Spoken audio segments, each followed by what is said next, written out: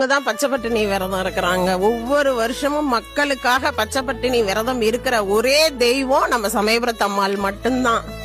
அந்த அம்மா கேக்குற ஒவ்வொருத்தருக்கும் என்ன வரம் வேணும்னாலும், குழந்தை வர வேணுமா, மாங்கிலிய வரம் வேணுமா, என்ன வரம் வேணும்னாலும் கொடுக்கக்கூடியவங்க. அதனாலதான் ஒவ்வொரு வருடமும் இந்த சீருக்கும் சரி அவங்களோட தேருக்கும் சரி கும்பல் அதிகரிச்சுக்கிட்டே போகுதே ஒழிஞ்சி குறைய மாட்டேங்குது. அதே மாதிரி சமயபுரத்தாளுக்கு ஒவ்வொரு வருஷமும் நடபயணம் வர்ற பக்தர்களும் சரி அவங்களுடைய வேண்டுதலை செலுத்துற பக்தர்களும் சரி அதிகமாயிட்டே போறாங்களே ஒழிஞ்சி குறையவே கிடையாது. ஏன் அப்படின்னா மக்கள் கேக்குறத, ஏழை மக்கள் கேக்குறத அந்த அம்மா உடனே நிறைவேற்றி கொடுக்கறாங்க.